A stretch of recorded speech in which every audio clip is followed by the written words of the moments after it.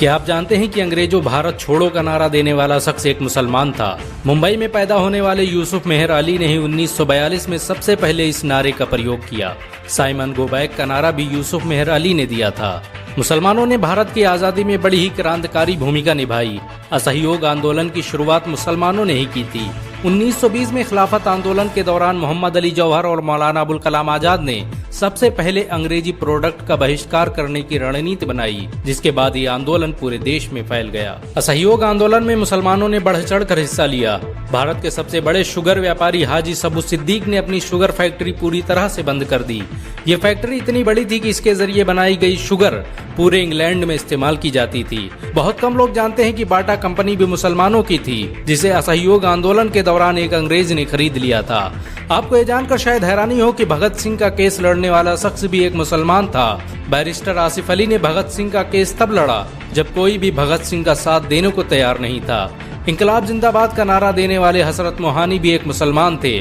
उन्होंने ही भारत की आजादी की रूपरेखा तैयार की थी। इतिहासकारों के मुताबिक 1857 में होने वाले विद्रोह में 50,000 उलमाओं को फांसी दी गई और लाखों मुसलमान सरेआम कत्ल कर दिए गए।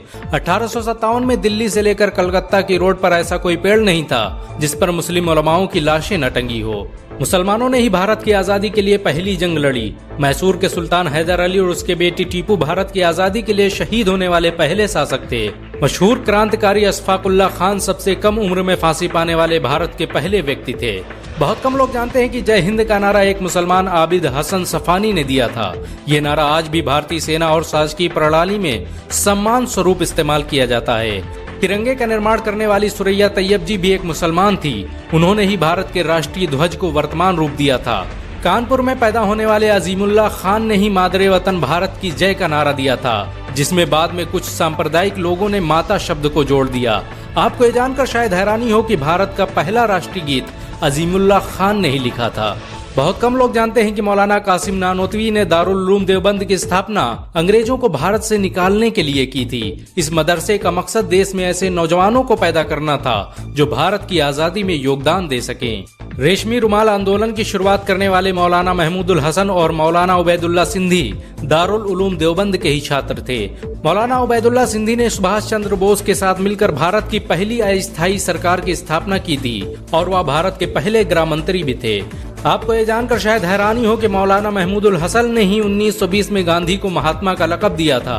उनका ये नाम इतना मशहूर हुआ कि पूरी दुनिया में गांधी महात्मा गांधी के नाम से जाने जाने लगे।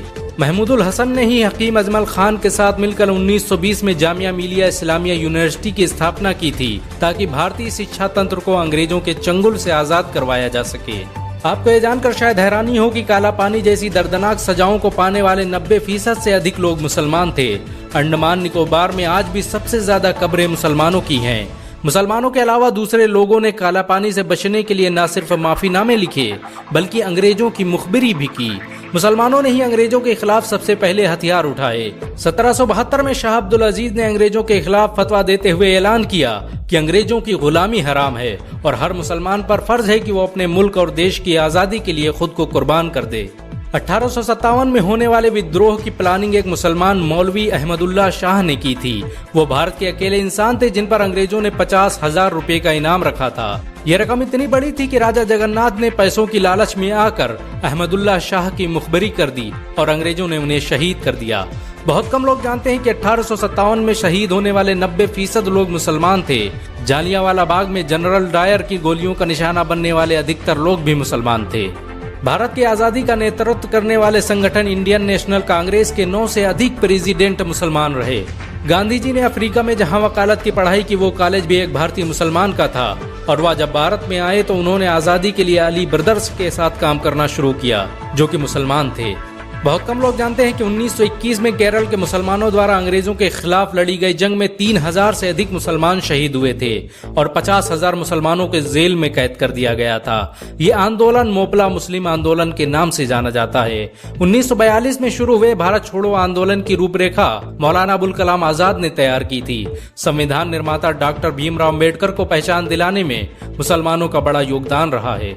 1946 में जब भीमराव अंबेडकर दलित होने की वजह से इलेक्शन हार गए तो बंगाल मुस्लिम लीग ने उन्हें मुस्लिम इलाके से इलेक्शन लड़ने की दावत दी।